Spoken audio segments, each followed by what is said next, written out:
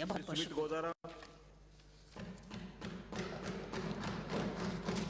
माननीय सभापति जी, विश्व की सबसे बड़े इकोनॉमी का, बढ़ती हुई इकोनॉमी का नागरिक होने का अपने आप पे गौरव महसूस करते हुए कि जिस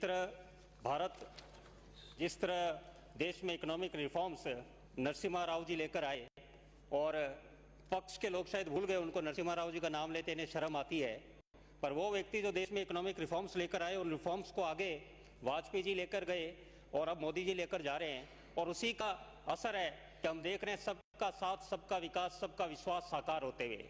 कोविशील्ड, कोविड वैक्सीन जो भारत ने प्रोड्यूस करी, पूरे विश्व ने उसका लोहा माना, और जो कोविड काल में भारत ने विश्व की मदद करी, कितने देशों को दवाइयां एक्सपोर्ट करी, और एक वर्ल्ड हब के रूप में, वैक्सीन के रूप में भारत बना। और उस बात को जब हम सोचते हैं तो दुख भी होता है कि हमारे कांग्रेस के साथी कुछ, जब देश में वैक्सीन बन रही थी तो जयराम रमेश जैसे व्यक्ति बोले कि मुझे इन वैक्सीन पर विश्वास नहीं है, मैं नहीं लगाऊंगा। ये इनकी सदा की शैली रही है कि देश के नागरिक जो काम करते हैं उस पर अविश्वास जताना, उनका मनोबल तोड़ना, उनका हौसला बढ़ाना। ये गरीब का नाम देकर नारे देते रहे, और ऐसी इनकी सोच है कि भारत आगे नहीं बढ़े। इनको पता है भारत आगे बढ़ जाएगा तो हम सत्ता पे शासन कैसे करेंगे। तो ये चाहते हैं देश गरीब रहे, ना देश आगे बढ़े। उसी मानसिकता से हम देख रहे हैं कि कुछ इन्हीं के नेता अभी कुछ दिन पूर्व तिरुवनंतपुरम गए, और वहां पर वो भाषण में देते हैं कि मैं 15 साल उत्तर से एमपी रहा, पर अब मैं जो दक्षिण में आया हूं ना, मुझे जो आनंद आ रहा है वो उत्तर में नहीं आया। क्या उत्तर के लोगों में वो बात नहीं जो दक्षिण में? अब बताओ, इस राष्ट्रीय पार्टी के नेता ये बात कह रहे हैं, और उत्तर पूर्व में जाते हैं तो वो कहते हैं पश्चिम के लोगों में वो बात नहीं है जो उत्तर पूर्व में बात है। क्या ऐसे व्यक्ति से हम उम्मीद कर सकते हैं, ऐसे पार्टी से, कि वो देश को आगे लेके जाएगी? और क्या मोदी जी जो बात कहते हैं सबका साथ, सबका विकास, ये बात है, ऐसे नेता करते हैं, ये करके दिखाया भारतीय जनता पार्टी ने। तभी तो देखो मोदी जी विश्व लीडर के रूप में आगे बढ़ रहे हैं, और इनके कांग्रेस के नेता जो बात करते हैं उनको आप ओबामा जी और उन्होंने जो बातें लिखी तो उनको कोई गंभीर ही नहीं लेता। वैसे इनकी खुद की पार्टी भी गंभीर नहीं लेती। और हम जब ये कोरोना काल की बात करते हैं, जैसे मुख्यमंत्री जी ने सबसे ज्यादा बजट में कोरोना के ऊपर बात रखी, पर माननीय सभापति जी जब लीडर ही आगे कोरोना काल में बाहर नहीं निकले तो हम क्या बात करेंगे? लीडर वो जो आगे लीड करे। राजस्थान के मुख्यमंत्री 1 साल में कोरोना काल में बाहर नहीं गई। हर जगह बात कहते हैं तो कांग्रेस के साथी कहते हैं क्यों बोल रहे हैं? क्यों नहीं बोले? हमारे मोदी जी हर जगह गए, अमित शाह जी, नड्डा जी हर जगह गए। राजस्थान के मुख्यमंत्री जयपुर से बाहर नहीं गए। राजस्थान के चिकित्सा एवं स्वास्थ्य मंत्री भी आज 2-2.5 साल होने आ रहे हैं सरकार को, बीकानेर हमने उन्हें नहीं देखा, जब मेडिकल कॉलेज उत्तर भारत का सबसे बड़ा है। कहीं चिकित्सा स्वास्थ्य सेवाओं का ध्यान लेने की इनकी रुचि नहीं रही। तभी आप देखो कोरोना काल में ऑपरेशन और इलाज सारे रोक दिए गए, 10 महीने तक इलाज नहीं हुए। कितने लोग मारे गए, कितने मरीजों का ध्यान तो गांव में जावा तो लोग कहे कि वो चाल तो किया कि वो कोरोना और बेटा इलाज हो, कोई डॉक्टर देखता, कोई सरकार रोक लगाओ। और कई कहे भामाशाह योजना बंद कर दी। अब भामाशाह योजना सिर्फ राजनीतिक सोच के कारण आपने बंद करी। धिक्कार है ऐसे सरकार पे रहने का कि आदमी को इलाज के लिए आपने रोका सिर्फ राजनीतिक स्वार्थ के लिए। कितना लोगों को 3-3 लाख का लाभ मिलता। मैं इस चिकित्सा सेवाओं से जुड़ा हुआ हूं तो नजदीक से देखता हूं लोगों के मन में जो दर्द है। और मैं सभापति जी महोदय, जो सत्ता पक्ष के लोग बैठे हैं उन्हें कहूंगा, जो दर्द आपने कोरोना काल में आमजन को दिया है ना, 2023 में जनता याद रखकर आपको उसका जवाब देगी, उस कोरोना काल का।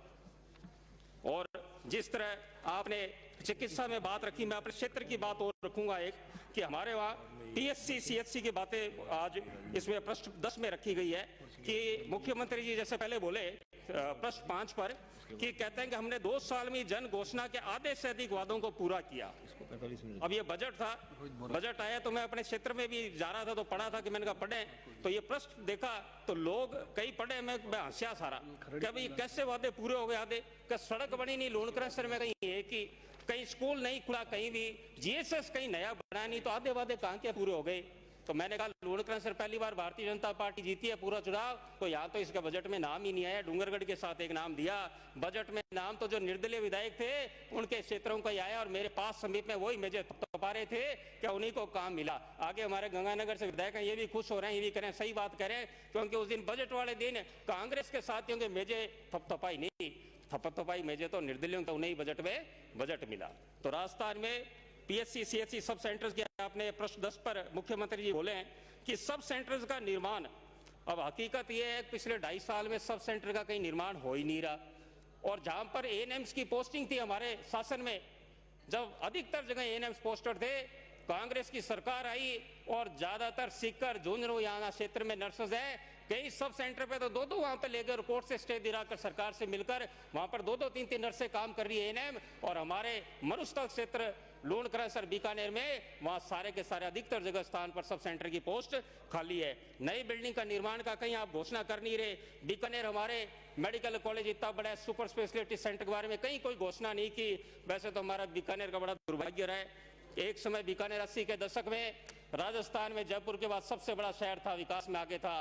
पर क्या कहें, 80 के बाद सब शहर आगे बढ़ गए पर बीकानेर हमारा आज भी पीछे है। और जब हम देखते हैं कि इस कैबिनेट में दूसरे नंबर पर प्रोटोकॉल में बीकानेर के मंत्री जी का नाम आता है, तो हम उम्मीद करते हैं कि कुछ ना कुछ काम बीकानेर में ऐतिहासिक होंगे। पर जब इस बजट को देखते हैं तो हमें वही लगता है कि बीकानेर फिर पीछे रहेगा। हम उम्मीद करते हैं मंत्री जी बीकानेर से आने वाले कि बीकानेर शहर, बीकानेर जिले के लिए, बीकानेर संभाग के लिए कुछ मुख्यमंत्री जी से लेकर आएंगे, पर इस बजट में कुछ नहीं मिला। चिकित्सा का हाल मेरे क्षेत्र में पिछले 2 साल पहले हमारी भारतीय जनता पार्टी की सरकार में जब चुनाव आए उस समय पूर्ण हुआ काम। गुसाई सर, गारवदेव सर, खियरा, अर्जुन सर और कतरिया सर 1 करोड़ 80 लाख की शानदार पीएचसी की बिल्डिंग बनी हुई है। 2 साल हो गए पर अभी तक उसमें कार्य शुरू नहीं हुआ। मंत्री जी, प्रभारी मंत्री जी आए, उनके आगे का इनको शुरू करो, क्या करेंगे? वो क्या शिलालेख लगाने के लिए हम ढूंढ रहे हैं, कौन हमारा समय निकाल पाए। आज वहां पर मुख्य मार्ग नेशनल हाईवे पर 2 है, एक्सीडेंट होते हैं, काम आए। अब तो हमें लगता है माननीय सभापति जी, इस सरकार के भरोसे तो 3 साल और निकाल देंगे, जनता को ताली तोड़ने पड़ेंगे तभी लोगों को इलाज मिलेगा। और स्कूलों की बात, शिक्षा मंत्री जी यहाँ बैठे हैं, शिक्षा मंत्री से कहूंगा कि आज राजस्थान सबसे ज्यादा अपन देखते हैं आईएएस लड़के लड़के यहाँ से निकल रहे हैं, अधिकारी सेंट्रल सर्विसेज में, स्टेट सर्विसेज में निकल रहे हैं। तो इसका मूल कारण क्या है? इसका मूल कारण 2003 से 8 जब वसुंधरा जी ने गांव में 10वीं की स्कूलें खोली पंचायत में, और जब 2013 से 18 आए तो 12वीं की स्कूलें खोली। शिक्षा मंत्री जी, नई पंचायतें तो आपने बनाई, पर गांव में जाते हैं लोग कहते हैं नई पंचायत बनाई, इस बजट में घोषणा करी क्या स्कूलों की? मैंने कहा स्कूलों की घोषणा तो वसुंधरा जी और हमारी बीजेपी सरकार ही कर सकती है, सरकार के भरोसे तो नई स्कूलें नहीं होएगी। और वही बात हुई, नई स्कूलें आपने इस बजट में कहीं भी नहीं खोली, ग्राम पंचायतें खोल दी। गांव में बात करते हैं कि नई ग्राम पंचायत का अर्थ है वहां पर स्कूल अवश्य खुलेगी, पर यह तो भावना बीजेपी की है, कांग्रेस की यह भावना ना है ना रहेगी। और माननीय मंत्री जी, एक मैं आपके आगे एक और शिक्षा मंत्री जी बैठे हैं कि हमारे वहां भी सत्र चल रहा है बजट का, पर 2 साल पूर्व रमसा से और जो स्कूलों में भवन का निर्माण हुआ उसके उद्घाटन हो रहे हैं वहां पर अभी बजट सत्र में, और उद्घाटन आप ही के नेता कर रहे हैं। वो गाड़ी भरी हुई है, उनके शिलालेख ले रहे हैं और लगा रहे हैं। तो लोगों ने पूछा, भाई ये तो बीजेपी के राज में बना, आप कैसे शिलालेख लगा रहे हो? तो वो कहें भाई आगे मारो राज तो हमने कौन ही ला रहे, 21 आए और कमा से शिलालेख तो लगा लो, काम तो मेकर से कौन की ना दी। तो ये बात आपका विश्वास उनका है। और हाउसिंग पे प्रश्न 54 पर आपने मुख्यमंत्री जी ने बात रखी कि हाउसिंग बोर्ड में निर्माण का कार्य आपने राजस्थान में बहुत जगह रखा।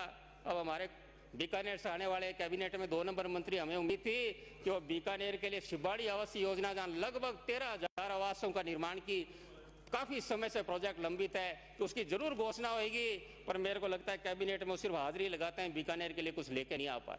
शिबाड़ी आवास योजना का नाम फिर नहीं आया। बीकानेरी जनता उम्मीद कर रही है इतने लंबे समय से, कब भूमि आवास सरकार ने 12-13 साल पहले करी, पर वो हाउसिंग बोर्ड में कॉलोनी कब आएगी? वेटनरी का प्रश्न 33 पर आपने बात रखा कि नई पशु चिकित्सा की केंद्रों की घोषणा। अब 200 पशु केंद्र व 198 पशु अस्पतालों को आप कह रहे हो कि क्रमोन्वित करेंगे, कहां से करोगे? डॉक्टर तो आप ले ही नहीं रहे, पोस्ट तो आप क्रिएट ही नहीं कर रहे। जहां हमारे वहाँ वेटनरी डॉक्टर्स की पोस्ट है सारे खाली पड़े, और हमारा लूणकरण क्षेत्र राठी गायों के लिए प्रसिद्ध पूरे भारत में, वहां डॉक्टर्स का कह के थक गए, पर वो कहे साहब डॉक्टर है ही कौन, नियुक्ति कर ही नहीं रही। साहब 2 मिनट साहब प्लीज।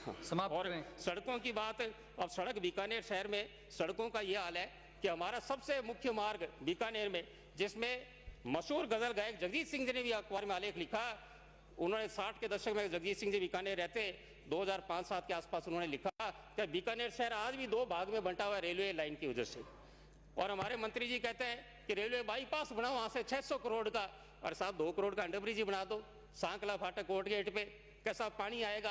अरे मेट्रो खुल गई 100 फीट में नीचे, तकनीक दुनिया आगे बढ़ गई, प्रवासी में चुनाव लड़े से तब से वही भावना लेके चल रहे हैं कि 80 चल रहा है, ये 2020 चल रहा है, समय बदल चुका है। हम आपसे यही निवेदन करेंगे वो सड़क बने और अंबेडकर सर्किल पे जो रेलवे अंडरब्रिज का मांग है वो करा जाए। बस अंत में एक ही बात कहते हैं, बस एक ही मैं एक बात कानून व्यवस्था की ये बात कहूंगा। नारायण जी एक मिनट, नारायण जी एक मिनट। सभापति महोदय